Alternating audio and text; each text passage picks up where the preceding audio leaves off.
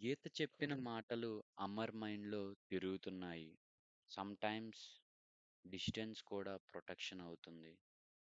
అమర్ సైలెంట్‌గా నిల్చున్నాడు. 2 ఇయర్స్‌గా తన మైండ్‌లో ఉన్న యాంగర్ స్లోలీ కామ్ అవుతుంది. కానీ ఒక్క డౌట్ ఇంకా ఉంది. గీత అప్పుడు నాకు చెప్పుంటే సరిపోయేది కదా! గీత కొంచెం నవ్వింది. అప్పుడు మనం 15 ఇయర్స్ అమర్. మనకి అంత మెచ్యూరిటీ ఉందా? అమర్ ఆన్సర్ ఇవ్వలేకపోయాడు. గీత కంటిన్యూ చేసింది. మనం అప్పుడు చాట్ చేస్తూ, కాల్ చేస్తూ హ్యాపీగా ఉండేవాళ్ళం. కానీ క్లాస్‌లో రూమర్స్ పెరిగిపోయినాయి. టీచర్స్ కూడా నోటీస్ చేశారు. నా పేరెంట్స్‌కి తెలిస్తే నా స్టడీస్ స్టాప్ అయ్యే ఛాన్స్ ఉండేది. అమర్ స్లోగా అడిగాడు. నా గురించి ఆలోచించావా? గీత ఆన్సర్ సింపుల్‌గా చెప్పింది. చాలా ఆలోచించాను. ఎస్పెషల్లీ రిజల్ట్స్ రోజు. ఆ వర్డ్ వినగానే అమర్‌కి ఆ పెయిన్‌ఫుల్ మెమొరీ గుర్తొచ్చింది.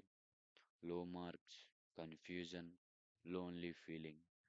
గీత చెప్పింది, "నాకు తెలుసు అమర్, నీ మార్క్స్ తగ్గాయి అని.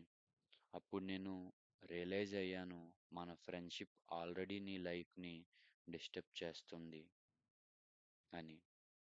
అమర్ షాక్ అయ్యాడు. అంటే నన్ను అవాయిడ్ చేసింది నా కోసమా? గీత స్లోగా చెప్పింది, పార్షియల్లీ. నా కోసం కూడా, నీ కోసం కూడా. కొన్ని సెకండ్స్ ఇద్దరూ సైలెంట్‌గా నిల్చున్నారు. బస్ స్టాప్‌లో వెహికల్స్ సౌండ్ మాత్రమే వినిపిస్తుంది. ఫైనల్లీ అమర్ ఒక్క లైన్ చెప్పాడు. 2 ఇయర్స్ నేను బ్లేమ్ చేశాను. యాక్చువల్లీ నేను నన్ను బ్లేమ్ చేసుకోవాలి. గీత స్మైల్ చేసింది. లైఫ్‌లో కొన్ని మిస్‌అండర్‌స్టాండింగ్స్ అన్ అవాయిడబుల్ అమర్.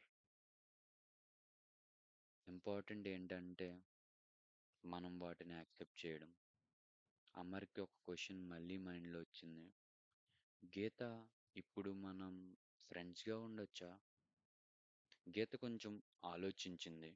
డైరెక్ట్‌గా ఆన్సర్ ఇవ్వలేదు. ఇన్‌స్టెడ్ ఒక లైన్ చెప్పింది. ఫ్రెండ్స్‌గా ఉండడం ఈజీ. కానీ మెమోరీస్‌ని ఇగ్నోర్ చేయడం కష్టం. ఆ ఆన్సర్ అమర్ మైండ్‌లో డీప్‌గా సెటిల్ అయింది. గీత వాచ్ చూసి చెప్పింది, నేను వెళ్ళాలి అమర్. లేట్ అవుతుంది. గీత బస్‌లో ఎక్కింది. బస్ డోర్ క్లోజ్ అయ్యింది. అమర్ అక్కడే నిల్చొని చూస్తున్నాడు. బస్ స్లోగా మూవ్ అయింది. అమర్ మైండ్‌లో ఒకటే థాట్. మన స్టోరీ ఇంకా కంప్లీట్ అయ్యిందా? లేదా ఇంకా స్టార్ట్ అవుతుందా?